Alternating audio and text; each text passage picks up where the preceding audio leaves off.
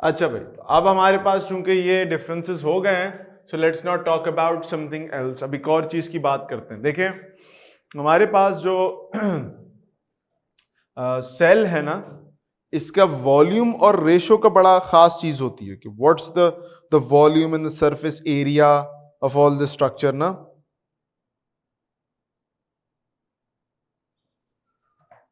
तो अब इससे इसके रेफरेंस से कुछ बातें कर लेते हैं। Let's talk about cell size and volume based on the surface area. तो हमारे पास क्या मामला है, हमारे पास जो सेल साइज है, अब मिसाल के तौर पे I have a big cell, एक 3 डायमेंशनल सेल है मेरे पास, बहुत बड़ा सा सेल है ना, बहुत बड़ा सा एक सेल है, ठीक है। अब लेट्स सपोज ये एक सेल है, it's a big cell, huge cell, बहुत बड़ा है। इसके बरक्स हमारे पास दूसरे कुछ सेल हैं चुन्नू चुन्नू से,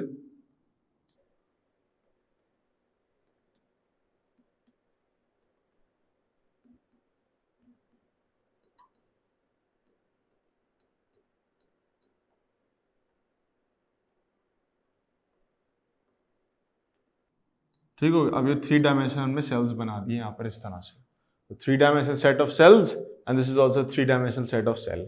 अगर हम साइज के एतबार से देखें तो आप कहोगे कि सर ये वाला सेल जो है साइज के एतबार से इट्स ह्यूज, इट्स लार्ज। और अगर हम इस सेल की बात करें तो ये सेल्स जो हैं साइज में they are small, they are tiny, छोटे छोटे से सेल्स हैं। But here comes the thing, अगर हम इस सेल का वॉल्यूम निकालना चाहें तो वॉल्यूम हम इस सेल का कैसे निकालेंगे, वो बड़ा इंपॉर्टेंट एक एस्पेक्ट है इसका, क्योंकि हमें सरफेस एरिया वॉल्यूम निकालनी है। अब बजाहिर तो ऐसा लग रहा है कि चूंकि साइज इसका ह्यूज है, दैट्स अ बिग सेल, तो इसका सरफेस एरिया, इसका वॉल्यूम भी ज्यादा होगा। और चूंकि ये एक छोटा सा सेल है चुन्नू सा, तो इसका सरफेस एरिया वॉल्यूम जो है वो कम होना चाहिए।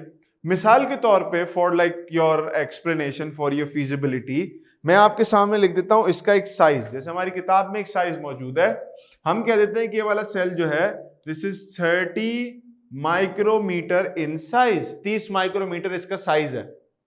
और ये एक जो छोटा सा सेल है हमारा, this is just 10 micrometre in size. अब देखो फर्क आ गया ना, 30 माइक्रोमीटर कहां पर है और वो एक छोटा सा सेल 10 माइक्रोमीटर का, तो there is a difference. Size में तो आ गया डिफरेंस, लेकिन अब जब हम वॉल्यूम निकालने पे आते हैं तो उसके मुकाबले में थोड़े से मामला मुख्तलिफ हो जाते हैं। अच्छा, मुख्तलिफ कैसे होते हैं, अब जरा उसको भी समझ लीजिए। चूंकि हमें पता है कि हमारे पास एक सेल जो है वो तकरीबन कह लो कि ये जो एक सेल हमारे पास जो है ये तकरीबन 10 माइक्रोन मीटर का है, और ये एक बहुत बड़ा सेल है 30 माइक्रोन मीटर का। अब बजाहिर अगर इन 6 सेल्स का कंपैरिजन किया जाए इस एक सेल के साथ, तो देखने में ऐसे ही लगेगा कि भाई ये एक बड़ा सेल है, तो इसका चूंकि एक सेल बहुत बड़ा 30 माइक्रोन मीटर का है, तो इसका सरफेस एरिया बड़ा होगा। ये छोटे छोटे 6 सेल ही क्या इसका मुकाबला करेंगे सरफेस एरिया वॉल्यूम के अंदर। वॉल्यूम तो ओवरऑल कितना जगह घेर रहे हैं आप, ये ओवरऑल कितनी जगह घेर रहे हैं और आप ओवरऑल कितनी जगह घेर रहे हैं, दैट्स द वॉल्यूम। तो अब हम क्या करते हैं, हमें पता है कि जब हम वॉल्यूम पे आते हैं तो वॉल्यूम के अंदर, वॉल्यूम की जो जो फॉर्मूला है आपके पास, वो जब हम उसको जब देखते हैं वो मीटर क्यूब में होता है ना वॉल्यूम, तो अब हम उसमें ये देखते हैं कि भाई हमारा सेल जो है वो क्यूबॉइड शेप का है। क्यूबॉइड शेप का मतलब ये होता है कि वो 3 डायमेंशनल स्ट्रक्चर में। अब उसकी टोटल सरफेसेस कितनी बनेंगी, पहली सरफेस हो गई ये, दूसरी हो गई ये, तीसरी हो गई ये, चौथी नीचे वाली हो गई, पांचवी पीछे वाली हो गई, और छठी हो गई या साइड वाली। तो टोटल कितने फेसेस हो गए एक सेल के? 6 faces. If I am standing like this, तो एक फेज ये रहा, एक ऊपर वाला दूसरा, एक पीछे वाला तीसरा, चौथा, पांचवा, और एक नीचे फ्लोर छठा। तो I would have, if I am a cube, I would have 6 faces. तो मैं क्या करूंगा, मैं सिंपली इसमें कुछ नहीं करूंगा, मैं सिंपली इसमें क्या करने वाला हूं, मैं कहूंगा कि मेरे पास, let suppose I am gonna, if I am talking about a cubical structure, मैं सरफेस ऑफ अ क्यूब के एतबार से उसको देखूं, तो मैं कहूंगा कि मेरे पास, तो मैं ही कहूंगा कि मेरे पास मिसाल के तौर पे पूरी एरिया है, पूरी स्ट्रक्चर जो बना हुआ है। अब मैं इसको किस तरह से देखता हूं, किस तरह से समझता हूं, तो उसमें आसान तरीका एक चीज का समझ लीजिए।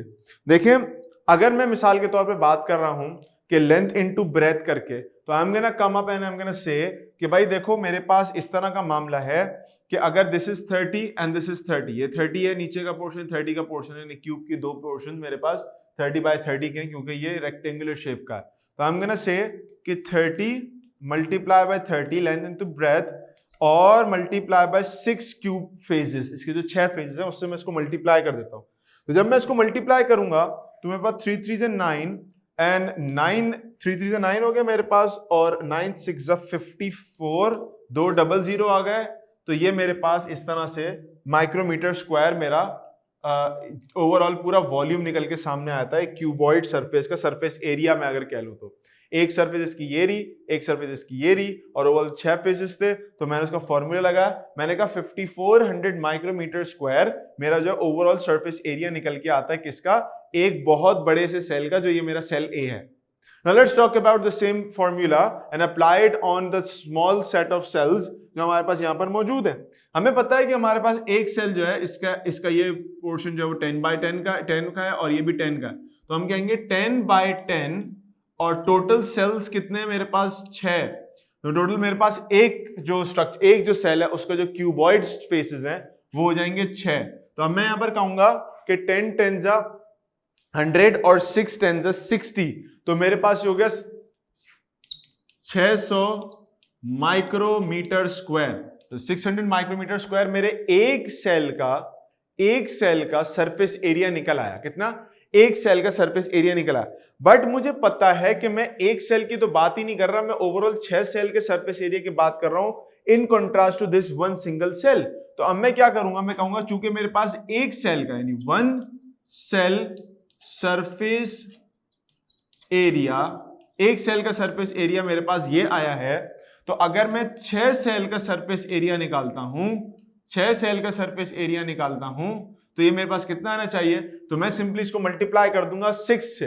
मैं इसको सिंपली मल्टीप्लाई कर दूंगा 6 से। तो अब तरीकेकार क्या है कि अगर मैं इसको सिंपली 6 से मल्टीप्लाई कर दूं, मामला सही नहीं बनेगा। तो what we are gonna do, हम सिंपली क्या काम करेंगे, हम कहेंगे कि चूंकि मेरे पास टोटल सेल्स है 6, ठीक हो गया, और मिसाल के तौर पे मेरे पास 6 सेल्स हैं, एक के बाद एक रखे हुए, आगे पीछे भी रखे हुए, 6 सेल्स का फॉर एग्जाम्पल मुझे सरफेस एरिया निकालना है आगे पीछे करके।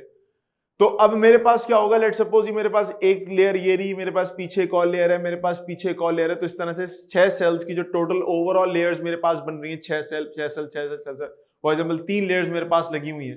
तो व्हाट वुड आई डू, मैं सिंपली क्या करूंगा कि मेरे पास टोटल जो है, लेट सपोज अगर इस तरह से लेयर्स बन जाती है सेल की, मैं इसको बना के आपके सामने रखता हूं ताकि आपको समझ में आए बात। एक लेयर ये रही, दूसरी लेयर ये रही सेल्स की,